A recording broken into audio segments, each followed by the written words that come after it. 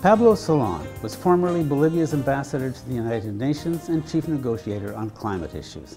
He was also instrumental in organizing the World People's Conference on Climate Change and the Rights of Mother Earth, the 2010 gathering that produced the Universal Declaration of the Rights of Mother Earth, a document that reflects in a profound and poetic way a comprehensive, alternative vision of the Earth and the human relationship with it.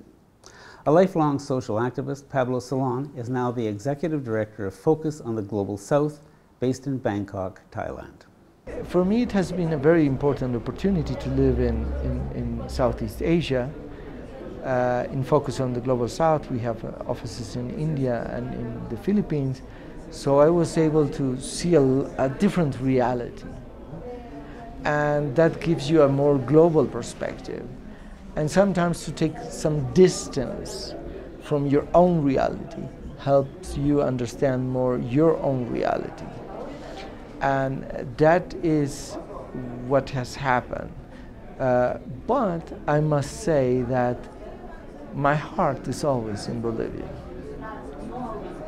So even though I work at the international level, and I love to do it, and I love to work with social movements in Asia. It reminds me very much to Bolivia in the 90s, when we were beginning to build social movements, confronting a very strong neoliberal government. No, it's a very difficult situation, but you see the energy, and I see the energy emerging little by little in Asia. And when they move, we're speaking about millions and hundreds of millions, and it's a very complex, it's not easy. But if you ask me, would I live outside the rest of my life? Definitely not. Now, one of the things that fascinated me about the Bolivian situation is that Bolivia calls itself, I think this is a wonderful phrase, the plurinational state of Bolivia. I think it's the only place we've ever heard a reference to that, but there was a whole component to the policy that had to do with a special autonomous autonomy among the indigenous people. Can you tell me about that a little bit? Well, the issue is that in Bolivia there are different indigenous peoples, nations, Aymaras, Quechuas, Guaranis, Mojeños, and they wanted to be recognized as nations. So when the Constitution was being written, many said, oh no, if you recognize as nations, that means you're going to split the country in tiny states. And I think the Constitution was a challenge, because then the agreement was, no, this is going to be a plurinational state, so one state that recognizes different nations. And so far, as we can see, Bolivia has not split in different indigenous nations, not at all, and they can live together. And I think it's very important. I think that the experience is something that is very good for other countries where there are different kind of nationalities or indigenous groups, it's very good to recognize those different identities, cultures, and at the same time bring them together, and it is possible. In practice, what does that actually mean on sort of in the lives of the people?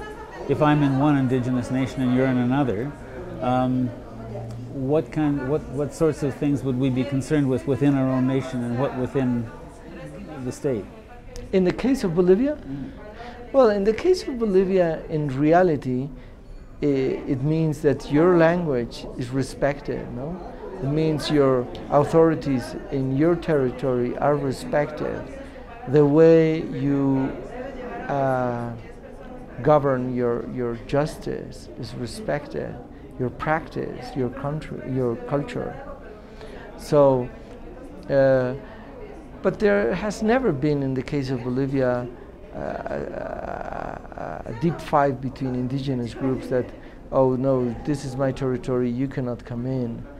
Of course, there has been battles between some indigenous groups that have happened, that are there for centuries of years, and some of them still continue. No, that doesn't have. Some of them have not been totally solved. It's not because you declare something in the Constitution that immediately everything changed. But what it changed is that cultures that were marginalized suddenly feel, oh, we're recognized. We have our identity, and our identity is recognized, and that is very important. I've wanted to interview Pablo Solon since December 2010, when he told the readers of The Guardian why Bolivia alone refused to endorse the comforting nonsense of the Cancun Climate Accord. Diplomacy, Solon wrote, is traditionally a game of alliance and compromise. Yet in the early hours of Saturday, 11th December, Bolivia found itself alone against the world. We were accused of being obstructionist, obstinate, and unrealistic. Yet in truth, we did not feel alone, nor are we offended by the attacks. Instead, we feel an enormous obligation to set aside diplomacy and tell the truth. Moral behavior requires courage, and courage is one of the things we look for when we select the people we want to interview. We find it in people as diverse as Vandana Shiva, one of the original tree huggers, or Frankie James, the Canadian artist whose response to intimidation by the Prime Minister was to excoriate the Prime Minister in public, or Betty Crodswick, the white-haired grandmother who spent years in prison for defending the British Columbia rainforest. 3 women. Isn't that interesting? You'll find them all on this site. For The Green Interview, I'm Silver Donald Cameron.